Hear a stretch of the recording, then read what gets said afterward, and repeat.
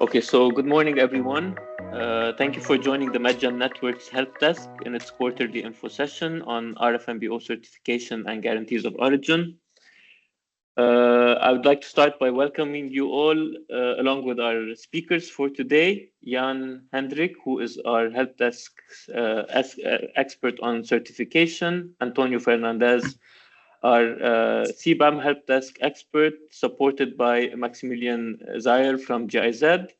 And we're pleased to have Ruta Bartos from DG Ener joining us as a special guest speaker. So I'd like to thank our speakers for their contributions in terms of time and their expertise for this session. The objective of today's session is to strengthen understanding and readiness among MED-GEM partner countries in the following areas. First, being RFNBO certification framework, based on practical lessons that we've learned from workshops and case studies in non-EU countries. Second, the limitations of guarantees of origin for renewable electricity in the context of RFNBO certification and CBAM requirements for electricity. And third, the key EU policy objectives, requirements, and the logic behind compliance verification in non-EU countries. So we'll start by hearing from our speakers, and then we'll conclude our session with an interactive Q&A. You can exchange views and address your questions and hear your points of views. So without further ado, we'll begin with our first intervention with Jan, who will present the RFNBO certification compendium, highlighting key lessons learned from recent workshops and case studies, including practical challenges faced by project developers and the institutional and technical gaps that still need to be addressed. So Jan, the floor is yours. Yes, thank you, Toufic, and thank you for the introduction. And you said already so many things, so you summarized it quite well. Let me share my screen as a first action item here.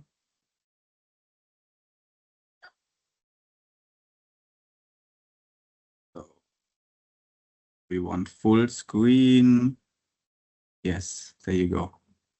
You should see it in full screen, I hope. Yes, okay. So yeah, good morning from my side, Toufic. As Toufic said, my name is Jan, and I want to present to you some work on RFNBO certification that we have done over the past, 1 year. No, actually it's 1.5 years. So it was a big project, and I'm happy to present you some of the results and the insights now. Don't be confused. I think you know this slide of the PTX app. Again, I think I have to speak to our communications manager. I don't know why a picture of me is in there. That leads me to not wanting to show this slide anymore. Anyways, so this is PTX Hub. You know it. I won't explain it. In my slides, you see a little bit of a different design of another hydrogen project of GIZ, which is called H2Up.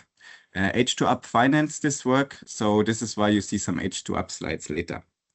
And also, usually you won't find me wearing a suit. I try to avoid it, but it wasn't possible today to avoid it. I sent my greetings from London, from the International Maritime Organization. And this is actually, there's some relation to what I will present, because maybe I say a few words about this. At the International Maritime Organization, we also see that certification topics of marine fuels are currently discussed. And that's also the reason why I'm here.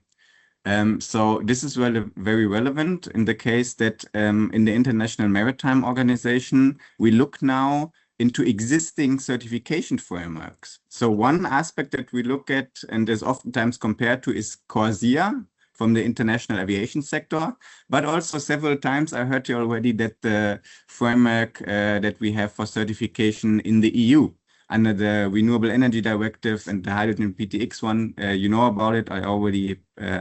I will present some aspects about it.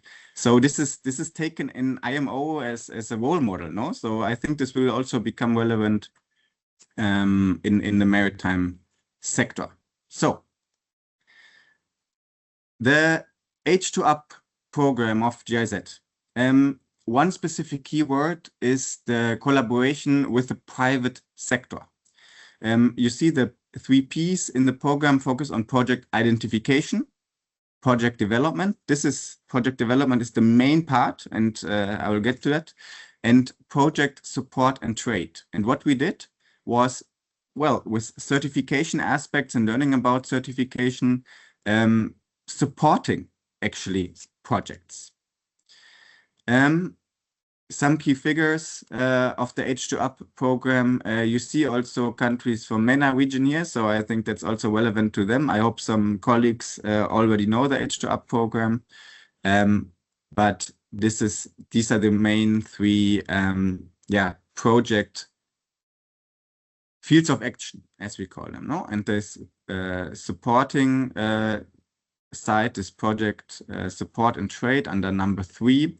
This is where we said, well, also very much from a project developer side, we need to look into this certification topic.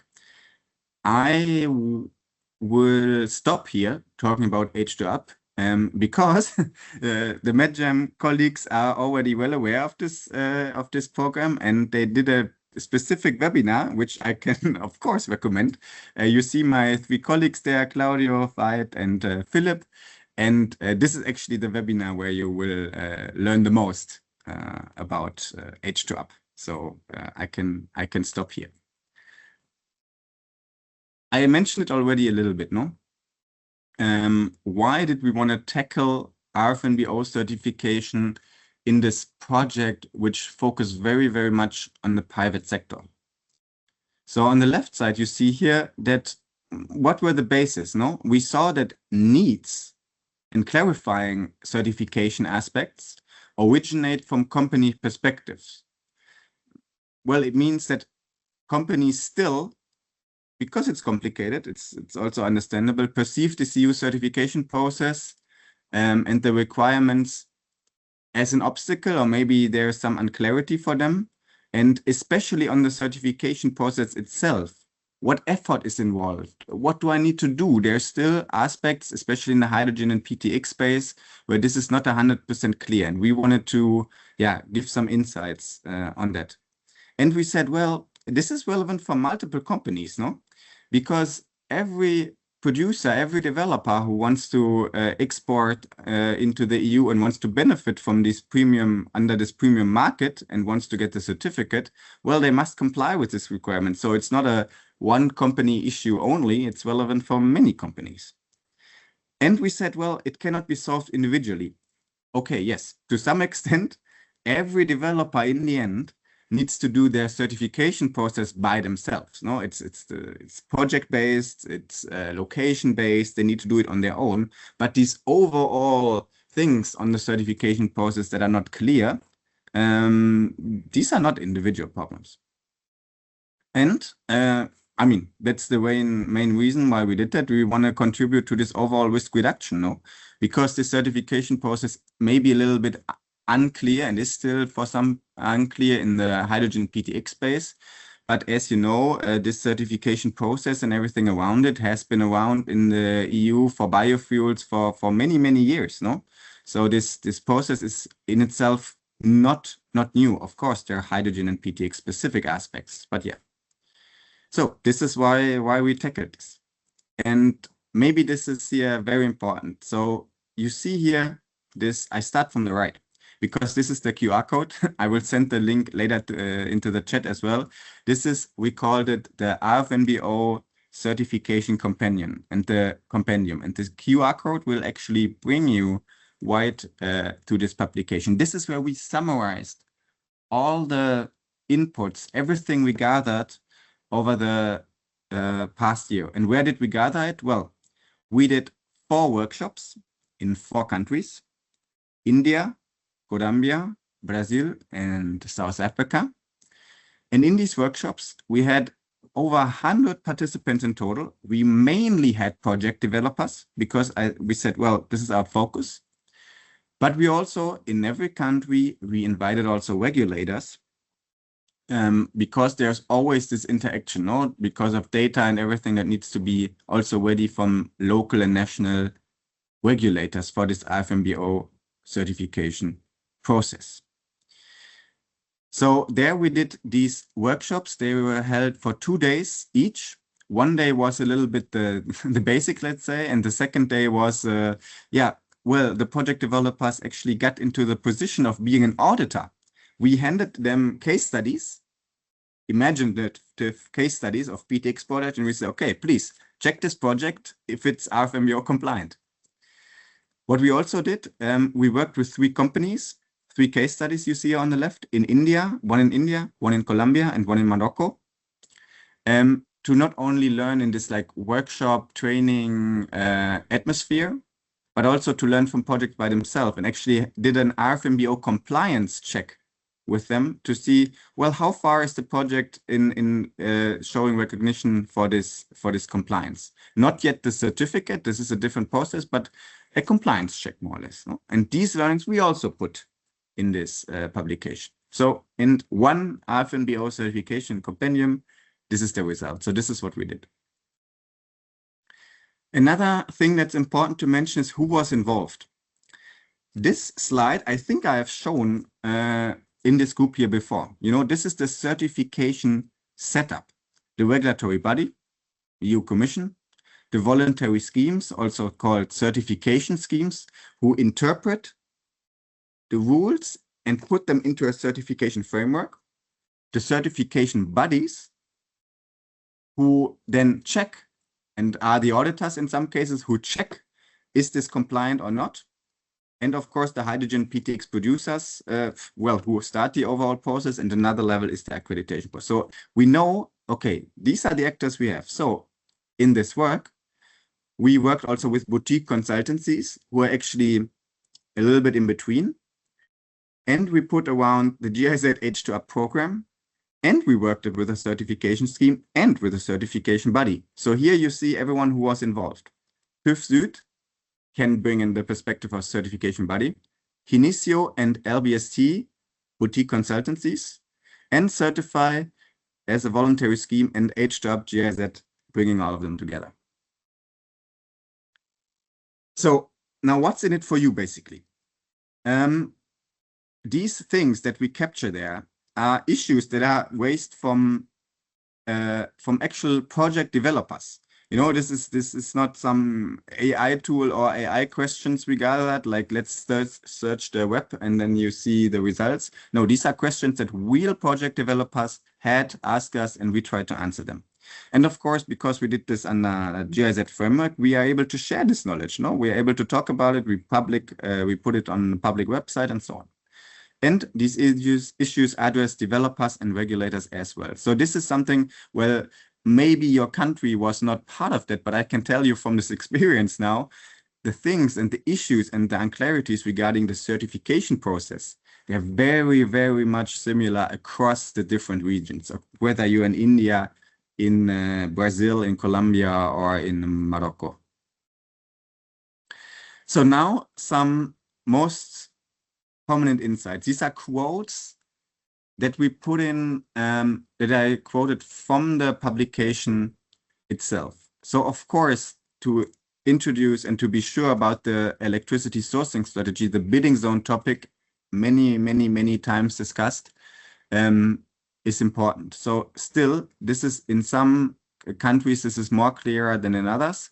But this is something where national regulatory authorities is recommended to also engage with the voluntary schemes to find a way to interpret this bidding zone topic for each and every region. And then the certification schemes can align and possibly say, okay, this is how we interpret it. EU Commission can be also involved, of course, whether this is interpreted and from their point of view correctly. But of course, this interaction, that national regulators from the specific countries are involved in that is super, super important.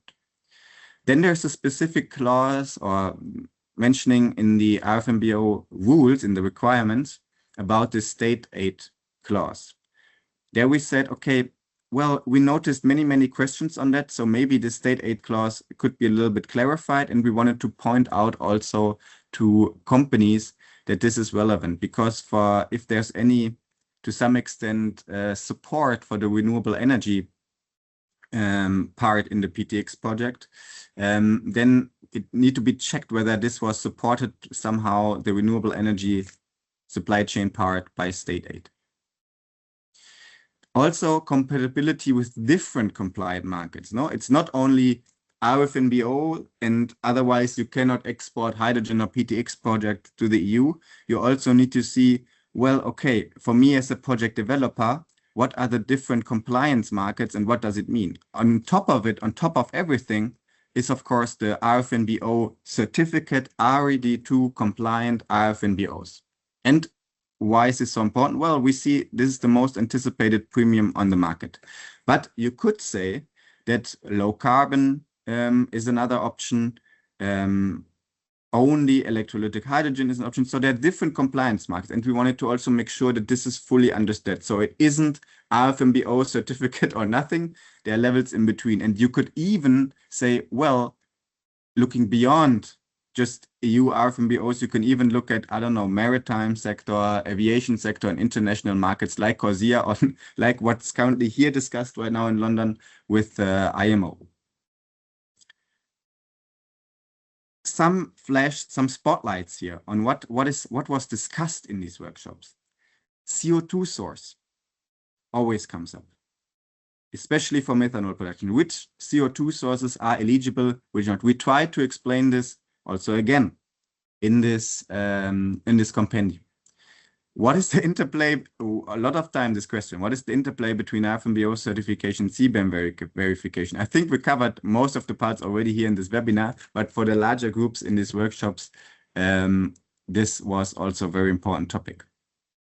And ammonia supply chain. Which part of the ammonia supply chain is responsible for the most emissions?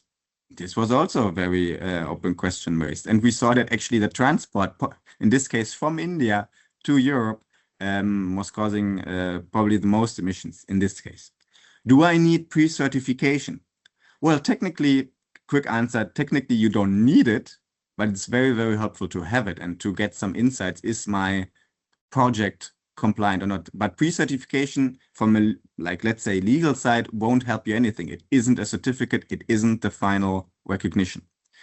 What is the difference between a certificate and the POS? Yeah, certificate you get in the end is publicly available, and POS is the document that is forwarded through the supply chain, for example, with each emission part for each supply chain part. So electrolyzer, emissions, transport, emissions, Haber-Bosch facility, emissions, and you add it up, forward it through the supply chain, and this is actually what's called a proof of sustainability.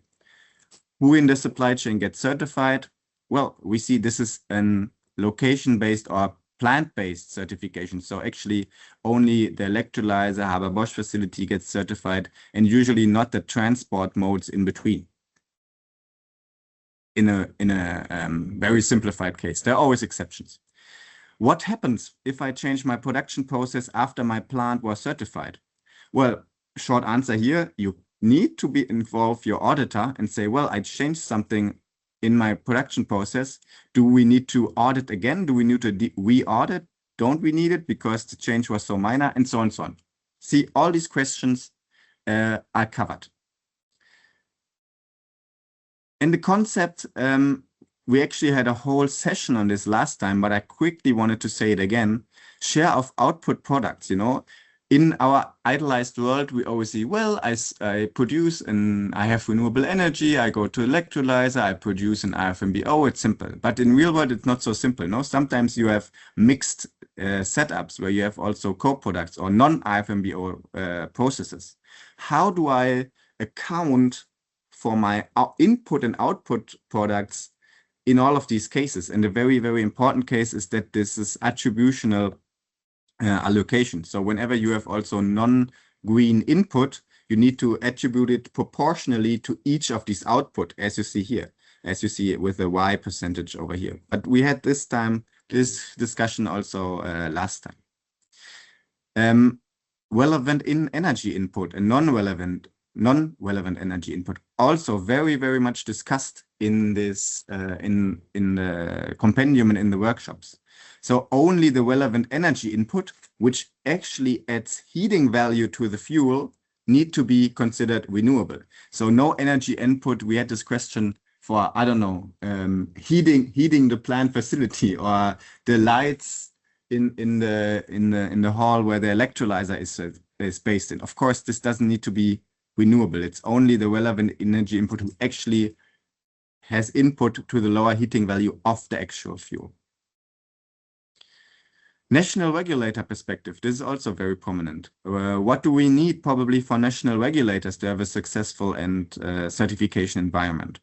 Well, it's a lot about data, about grid emissions factors, actually. We saw this in the case study of Morocco, that this was actually not super easy to attain. So grid emission factors is very, very relevant. And also, I mentioned the bidding zones, and we talk about renewable energy certificates a bit later, and also, yeah, PPAs are related to that. Okay. I also want to finish with some impressions from the workshop. You see here on top left was India, and on top on right as well. This is where we had these discussions about where the actual participants were the auditors and say, okay, this project, is it RFNBO compliant or not? And yeah, you see some frustrated faces there, but I think we were able to get some clarity on that. Bottom left was Brazil, and on the bottom right, that were the colleagues who participated in Colombia, in Bogota. So, what's my call to action on this? There are many, many interesting aspects in this compendium. So I would say you can use it, the MED-GEM framework can use it, MED-GEM network can use it, for further info. However, it's hard to say, well, is there your specific question, your specific case in there? But I'll get to that, because we always need to, anonymize it and make it a bit more general, to put it in a public paper. So your best friend, I think, in this document is Control F. You search your case and you search your question, then you hopefully find something. We started this and said, yeah, let's make it short, concise. What you usually say when you plan to do a paper, and in the end, it's not super short anymore. So best friend, Control F. I think even better than I in this case. That's how I even search within this very, very comprehensive document. So, but that is my main case here. So again, we summarized many, many questions in there, but of course, your individual case, your individual question cannot be covered. No document in the world, no EU Commission, no consultancy, no one can do that, no? So if you have a specific question that probably relates to some aspects in the compendium, this is what we're here for, no? This is why we have the MED-GEM Helpdesk, to get to the specifics and to help you supporting there. So yeah, this was my call to action. I think it very much fits good to the MED-GEM Helpdesk, and you can use the Helpdesk to get more info on specifics that we probably covered or did not cover in the compendium. But I think it's a useful tool, no? And that's my overall message. It's a useful tool to get some further insights and ideas. Yeah. This was my intervention here. I don't know whether I cannot see actually the whether there are questions or hands up or anything, because I only have this one screen here. But happy to answer any questions that you have. I maybe hand back to Toufic for that. Thank you, Jan. I don't know if we have any questions. Maybe it would be good if we keep the questions till the very end, so that we cover the material. Thank you so much for the presentation, and even more for the information or the rich documents that you provided that everyone can look into later on.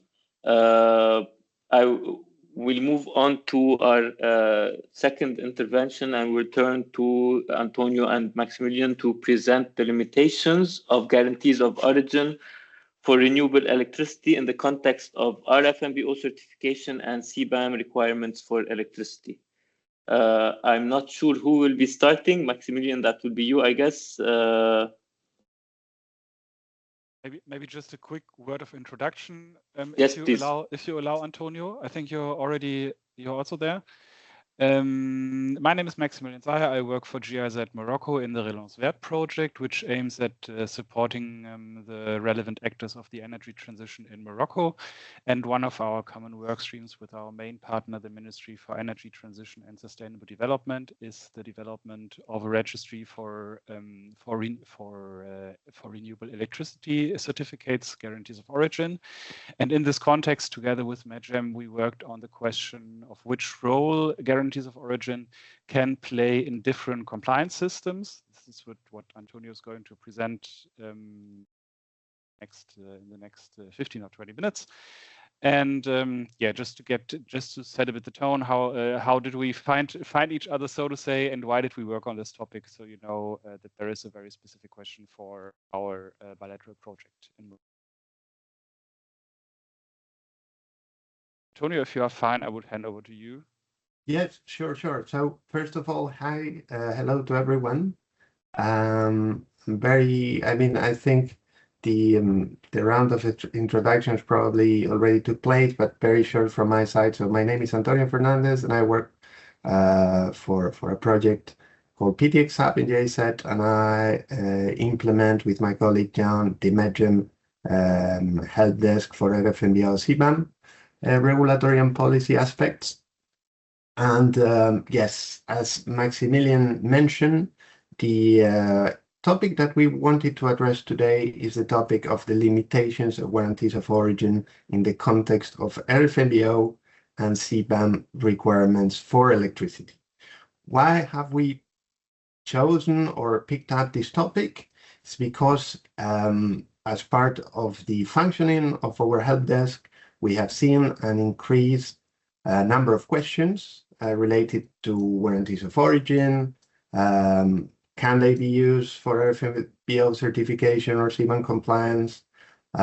So as part of the help desk, we found that it would be useful to run an info session, maybe not to clarify all relevant aspects, but at least to convey some key messages and yes, resolve or ask some questions. And for this, I have prepared a presentation that I hope you can all see. Can you see the presentation? Yes. Okay, thank you very much. So that's the presentation structure, no? The logical flow of thought in order that we can reach some conclusions. So first of all, I will start with a reminder of, again, why we are talking about this. Then we have to look at the electricity requirements for RFNBOs and their the delegated acts. Then we will look a little bit into the CBAM requirements for electricity. Then we will clarify a little bit the purpose and logic behind the guarantees of origin EU framework under the Renewable Energy Directive. And then we will try to convey our conclusions. So what are the limits and limitations of GOs in the context of CBAM and RFNBO electricity requirements, and also the certification and verification systems. And then probably we can identify a track for future research, because I don't think we will probably address or solve all the questions.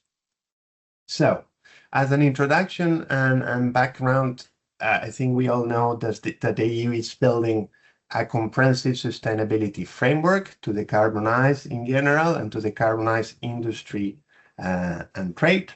That's why we have the regulatory frameworks for CBAM, RFNBOs, which maybe they share an overarching objective, which is protecting our climate, to save energy, etc.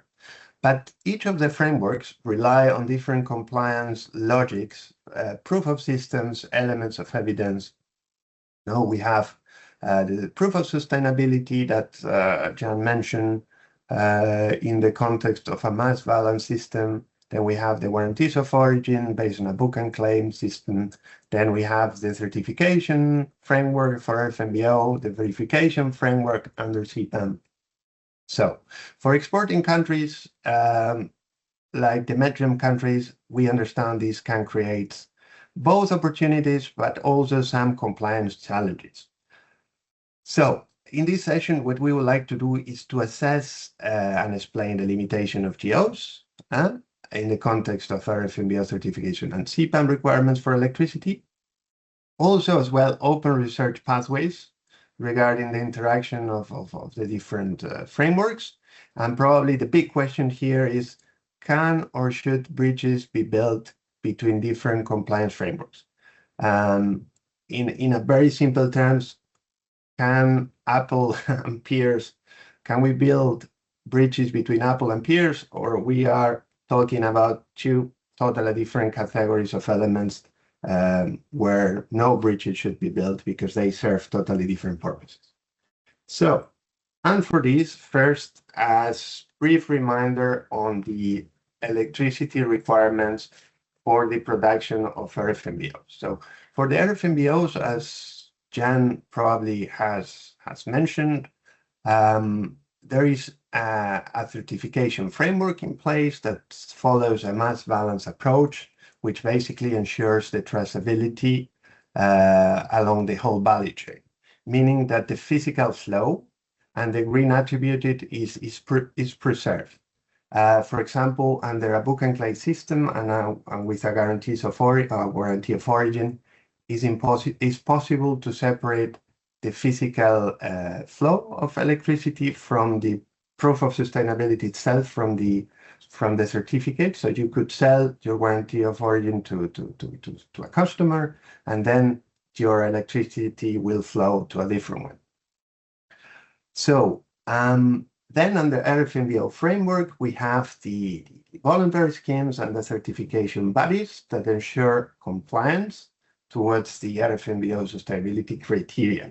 And then here the intention is not to look in detail at the requirements for electricity under the delegated acts for the production of RFNBO, but just to remind everybody that, as you know, there are different electricity sourcing options. No, you can have the direct connection between the electrolyzer and the renewable energy plant, but you can get your electricity from the grid. There are different scenarios or categories where when you are getting your electricity from the grid, but maybe if your electricity grid is not doesn't have a really high share of renewable energy, or is not below a certain threshold of CO2 emissions, or is not sourced during an imbalanced settlement period, then you will probably have to comply with all famous three criteria of additionality, temporal and geographical correlation. And just as a reminder, the additionality sort of requirement or principle was introduced to make sure that hydrogen production should add to the development or deployment of renewable energy without incentivizing directly or indirectly fossil fuel consumption. Then we have the temporal correlation requirements. The temporal correlation means that renewable hydrogen should be produced when renewable electricity is available. And then we have the geographical correlation requirement. That means that renewable hydrogen should be produced where renewable electricity is available. So these requirements should be proved by the framework set by the European Commission, and the voluntary schemes and the certification bodies are the ones in charge of ensuring that all these requirements are met. Then for CBAM, we are looking at a totally different logic. While for RFNBOs, we are focusing on ensuring that electricity comes from renewable sources, and for this we have to meet the criteria that I had just explained, and is below an established emissions threshold. That's the other delegated act that we are not addressing because we are focusing on electricity requirements. The other delegated act is the one on the methodology to make sure that emissions are not above a certain threshold. For CBAM, what matters is the CO2 content of the electricity in order the CO2 content to be priced accordingly. So the CBAM general rationale is that you can decide whether to use default values that are based on country averages per product for the definitive period, or if you're using actual verified emissions. And for electricity, the general principle is simple. So you need an emission factor for your electricity that you multiply by the consumption of electricity. So here we are not looking at is additionality, temporal or geographical correlation requirements met, but we are looking at, okay, what is the carbon footprint of the electricity that is imported or that is used for the production of a CBAM good? Two totally different logics. So under CBAM, rules for electricity can be grouped in two categories. So the first one is the electricity that is used for the production of other CBAM goods, which we can refer to as indirect emissions. Here, as I said, and default value can be used, but if you want to calculate emissions based on actual values, then the rule is to use the average emission factor of the country of origin of the electricity grid, or an alternative default value if lower, and of course, if sufficient evidence is provided. You can as well use what is called an actual emission factor. This actual emission factor means that you can use or communicate your emissions based on your emissions of your plant. You don't need to use an emission factor which is an average of the country or alternative default value. You can use the actual emissions of your plant. But for this, you have to meet certain requirements. So like, for example, and without getting probably into the detail here today, you have to prove that you have a direct technical link between the installation producing the renewable energy and the consumption of this electricity. You need a power purchase agreement. So you need to actually prove that you have these things so that you can use the actual emission factor. That's for electricity used in the production of CBAM goods. Then we move to the other category, the electricity which is imported in the EU, which is not used for the production of other goods, but this electricity that is imported in the European Union. So here we have to be mindful that there is a legislative process that is now open, because the European Commission in December proposed an amending regulation to the CBAM regulation, by which different anti-circumvention measures were introduced, and also the CBAM was proposed to be expanded to cover some downstream goods. So the rule basically for imported electricity under the current framework, the default emissions values for electricity imports only reflected the electricity from the production of fossil fuels. So changes have been proposed to take into account as well the electricity produced from all sources. So basically for imported electricity, the general rule is to use the specific default value for a third country. And as I mentioned now, it's going beyond the CO2 emission factor. So it will, if the legislation is passed, which is now being negotiated, it will as well take into account the electricity produced from all sources. Then, if this is not available, the emission factor in the EU can be also used. And same as for indirect emissions, an alternative default value can also be used if lower and sufficient evidence is provided. It's also possible to use actual emission of an actual emission factor, so the actual emission factor of the plant, and it's been as well subject to the proposal of the amendment of the CBAM regulation. And then changes have been proposed to facilitate actually the use of actual emission factors for imported electricity. And just to give you an example, certain PPAs with intermediaries will be also allowed. The physical network congestion requirements have been proposed to be deleted. The alternative requirements to prove the direct connection has been also deleted. So the European Commission, with the proposal, wants to, as I said, make the use of actual emission factors for imported electricity easier. So after this long, maybe deep dive in the requirements for electricity under CBAM, now we have to look at what are GOs actually, what is the rationale of GOs under the Renewable Energy Directive, what is the purpose, the rationale. So the GOs in the end were designed as a pure disclosure tool to actually allow a market premium for consumers and producers in the same market. They were not designed as a regulatory compliance instrument. One of the recitals of the Renewable Energy Directive specifies the purpose of and the functions of the warranties of origin, and it mentions that they should show to a final customer that a given share of quantity of energy was produced from renewable sources. They should also avoid double counting.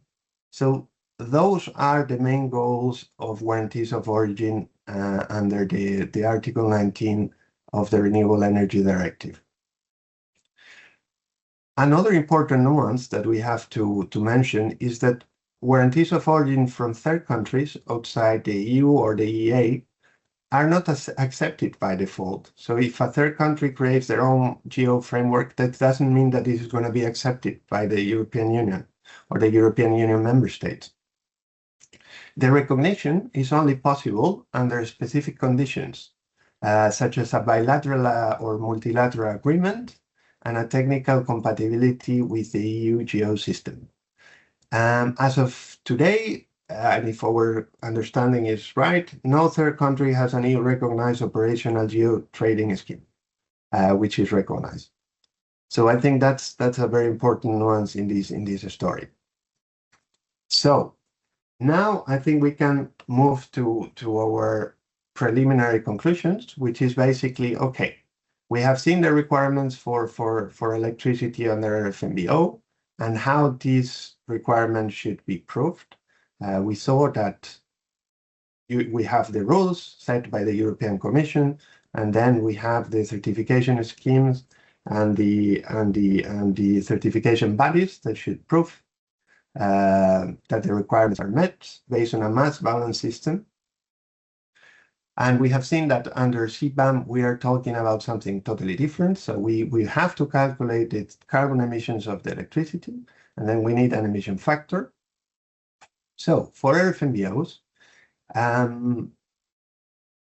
the system, so the RFNBO certification system and the GO system serve different purposes, as we have just mentioned.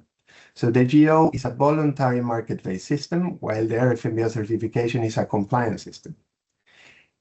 In the EU, as we have seen in the previous slide, the sole purposes of the GOs is their use for disclosure and creation of respective market premiums. And the use of GOs is therefore not required to implement the requirements of the Hydrogen Delegated Acts.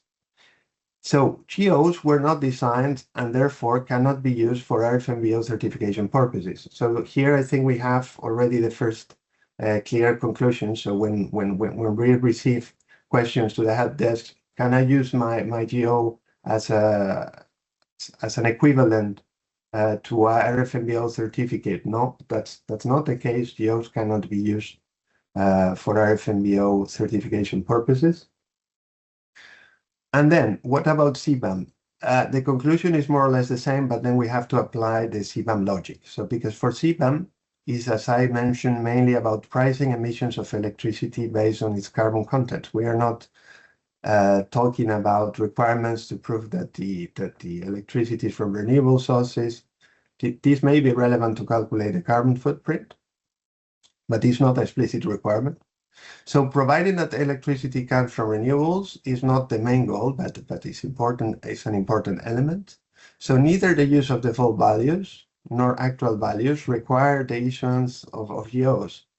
Therefore, as with the RFNBOs, GOs are not a valid standard of proof or evidence for the use of actual emissions factors for electricity under CBAM.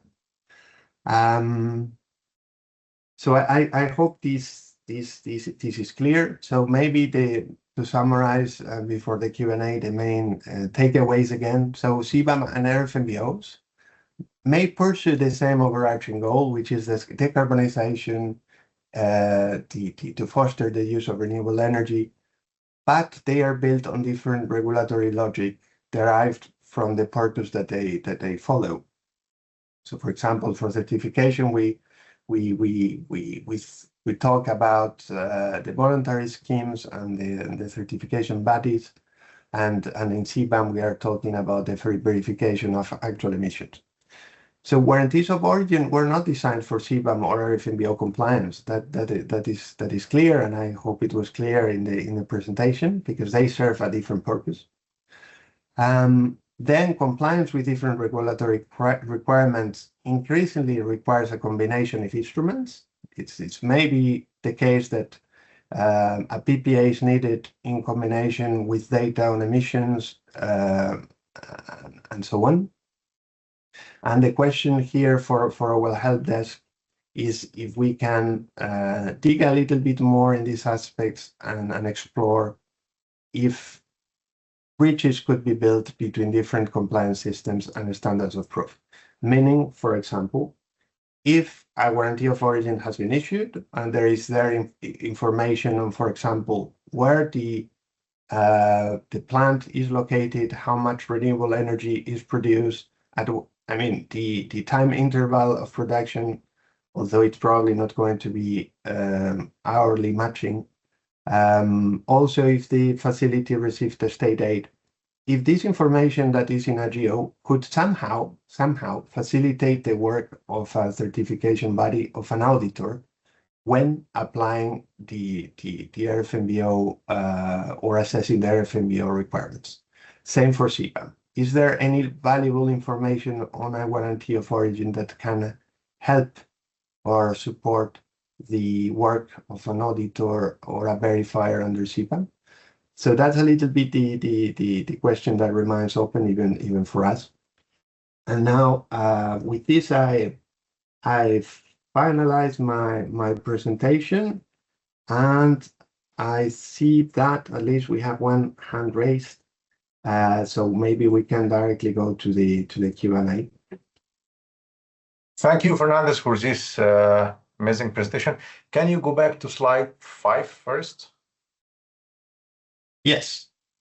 Casper, can you expand Sure. the slides?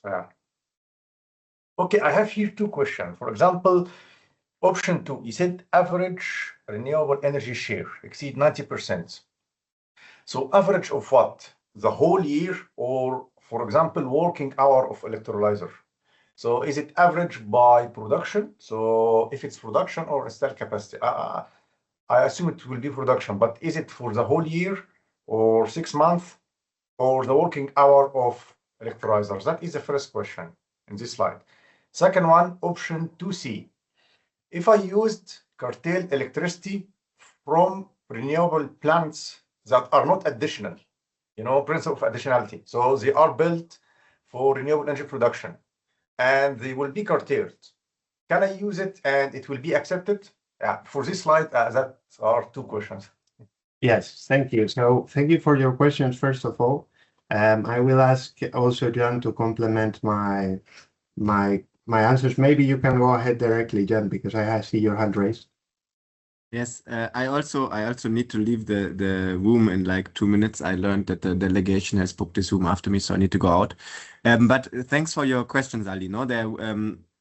Antonio, can you make it a bit bigger again, share the full screen? Sorry, I don't know why it was zoomed out again. Sorry. Very, very important questions, but I think I can answer them immediately. So on this option 2A with the average renewable share exceeds 90%.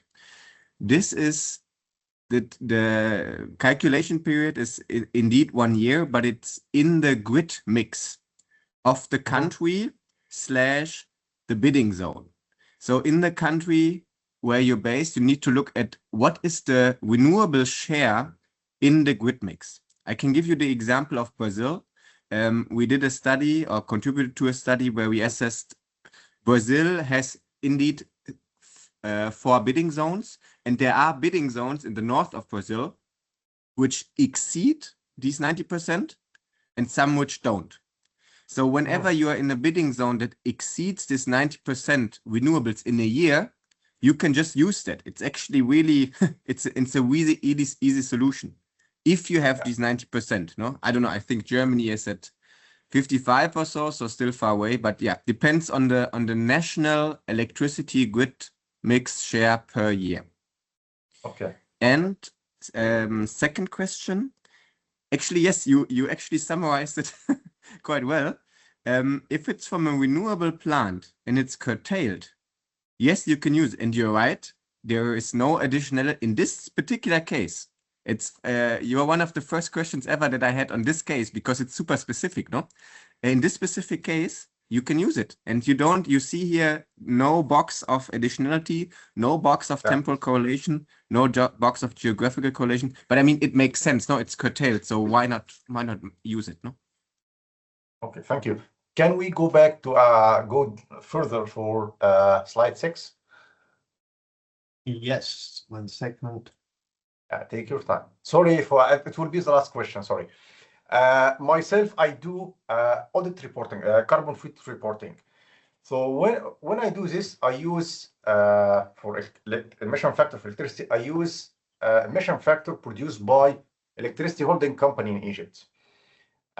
It's a relatively low number. However, one of my friends who works in CBAM, when he had a case and he working in CBAM, and when he tried to use this figure, it has been refused, and they use default value, not from holding company.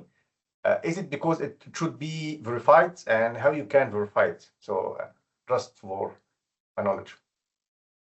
Yes, maybe one clarification question first. The electricity was used for the production of CBAM goods or for exports? CBAM. For the production of CBAM goods. And then what you're saying is that he used an emission factor coming from his own company. No, from the annual report of the holding company, which own the whole electricity sector, in Egypt. But it's honestly it's slow. You can have some doubt about it. So it's have been rejected, and they used default value. I don't know why, because when I do audit carbon footprint report according to ISO or GHG and VVB comes, it's accepted. So I don't know why CBAM is different case. Yes, I mean, under CBAM, the emission factor that there are 2 options, as we said. You can go to the table where you have all the default values per good produced. I don't know which good was being produced, if it was a fertilizer or if it was cement, so I don't know. But then there is the table where you see the default values, and then if you want to calculate your own emissions, as you said, you need verified data from this year, where we are starting the definitive period. Maybe the case you are describing took place during what we call the transitional period, where other rules applied. There was no verification of emissions obligations back then. So I don't think this was the reason. Then the average emission factor that this plant should have used is the average emission factor of the country of origin of the electricity grid, first of all. And this during the transitional period was made available by the European Commission, and it was based on the International Energy Agency average of the last 5 years, I think. Then if what you are saying, I think, matches more the second case where an alternative default value is used because if low is lower, but for this sufficient evidence should be provided. So I don't know if this sufficient evidence was provided, but maybe this was the problem or the issue hampering there. Okay. Yeah, there is no sufficient evidence. It's just a number in annual report. Yeah, I don't think that's gonna be enough as to use the second option, the use of an alternative default value. Okay. Thank you. No problem. Thanks a lot for the question. And we have Mustafa. Yes, thank you very much, particularly Fernandez. I want you to elaborate a little bit, because in one slide you mentioned, there is a difference between the RFNBO regulation and the CBAM. But in the case, for example, I have already certified, product under the RFNBO regulations, and I want to apply for the CBAM. So this certificate will be, as a proof of the CO2 emissions and can be, enough for the CBAM application, or what is the rules in this case? Yes. Yes. So the European Commission for the transitional phase clearly mentioned that if you have an RFNBO certificate, you can apply an emission factor of 0 for your electricity emissions. So in the equation that we have seen here, where you have to multiply the emission factor by your electricity consumption, then if you have an RFNBO certificate, you will add a 0 in the emission factor. What is the complexity here under CBAM? The complexity is that indirect emissions, the emissions from electricity, are not in the scope for some of the sectors. So they are just in a scope for fertilizers and cement. So for hydrogen, they are not in a scope for now. They may be in a scope if the CBAM expands and cover indirect emissions. But for now, the reality is that indirect emissions of electricity, even for the production of hydrogen, they are not going to be priced. So if you have the certificate, great. But actually, you won't need it because they are not in CBAM scope for hydrogen for now. For the transitional phase, it was different because there was the obligation to monitor and report indirect emissions for all sectors. But for the definitive period, for hydrogen, indirect emissions are not in a scope. So if you connect an electrolyzer to the grid, for example, you don't have to account for the electricity emissions of these consumed of the electricity consumed by the electrolyzer, because the indirect emissions are not in a scope. The issue of, okay, I have an RFNBO certificate, so I can apply an emission factor of 0 for my electricity, in my view, will be relevant in the future, and in case that the CBAM expands and also cover indirect emissions, which is likely to happen. Maybe not in the short term, but probably in the medium and long term. I know it's complex, but it's what it is. It's like this. Yeah, thank you, Fernandez. I think it's a very complex situation, but hopefully we'll have more clarity, when it comes, to discussion with the South Mediterranean countries. Thank you very much. Thank you. We have one more question. Yes, go ahead.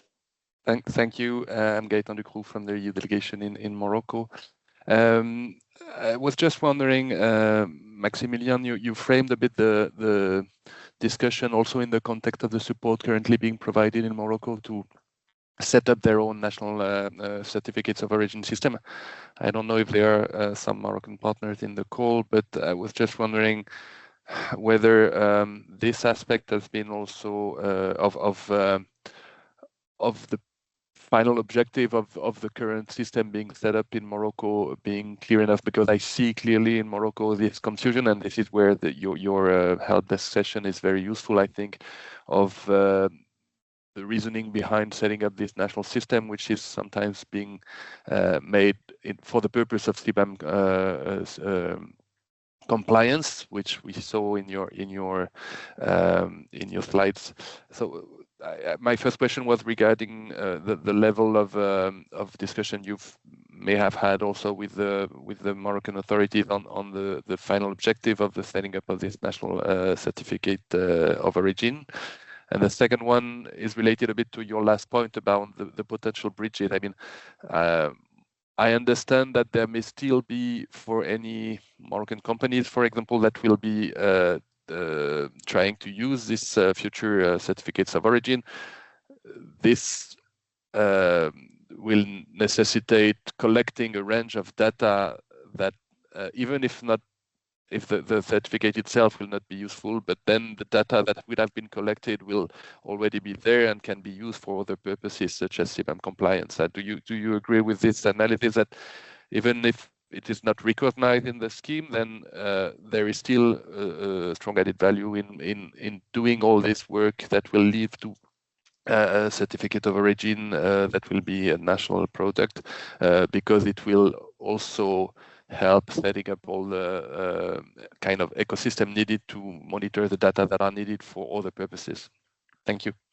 Yeah, maybe Maximilian, if I can start, because I have to leave for the next meeting in a few minutes. Thanks a lot, Gaetan, for the question. And that's, I think you hit exactly the point where we see further, the need for further research, because it's clear that you cannot use a GO as an equivalent of an RFNBO certificate or to use actual emissions under CBAM. That's clear.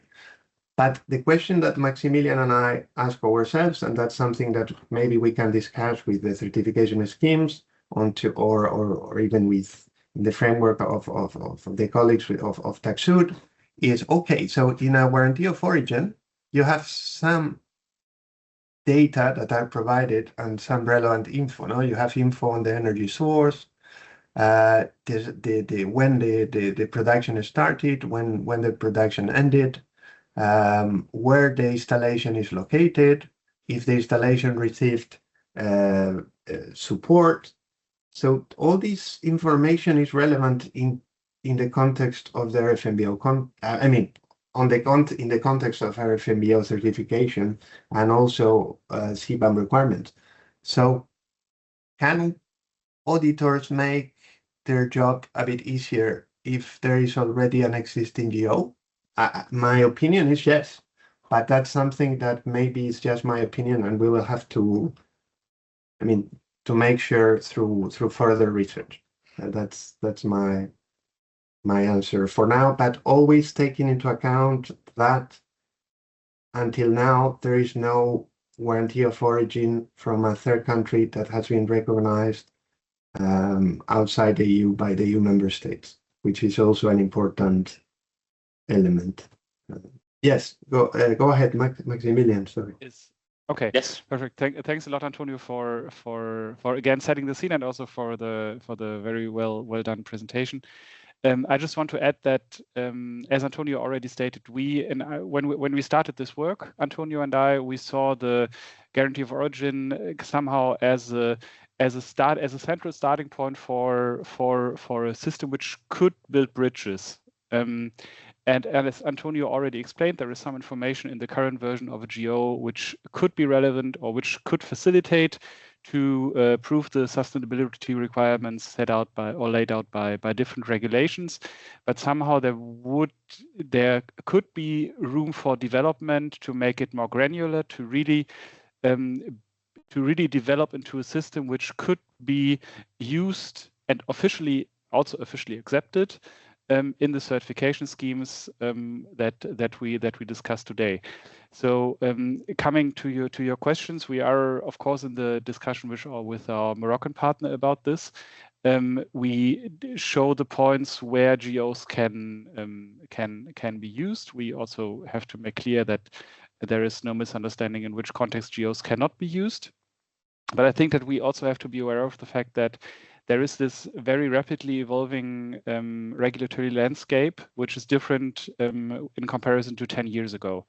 So we have to make clear that everything is known. But as Jan also cited in his first presentation, it is a complex environment, and how exactly it's going to, which certification schemes, which requirements in the end are going to be in place once CBAM and the RFNBO regulation is running and also markets developed. I think that it's our task to be aware of it and to manage somehow the complexity, and also the fact that not everything is 100% clear at the moment. So I hope that this answers your question, Gaetan. Honestly, I don't know if I also replied to the second question. If you just could give me a brief indication, or if there is something open that Antonio and I can further elaborate on, that would be great. No, that's fine. Thank you. I think you covered the question I had. Thanks. Okay. Okay.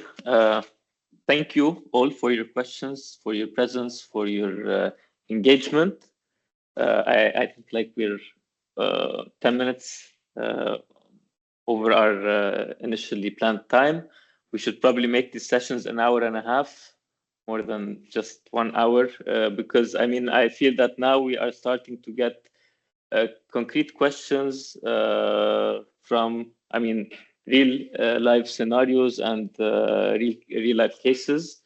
So, I mean, we're glad that these sessions are helping everyone like clarify the evolving regulatory landscape, reduce uncertainty, and I don't know, support in navigating the requirements. So, looking forward to our upcoming info session. The topic will be on CBAM verification and CBAM verifiers. It will be planned hopefully to be in June. And we look forward to seeing you all for the webinar that we have planned that Jan mentioned earlier related to H2UP. They will be sharing what they have been doing related to public-private partnerships. Thank you all, and see you soon. Thank you. Thank you. Bye. Thank you. Have a nice day. Good one. Bye-bye.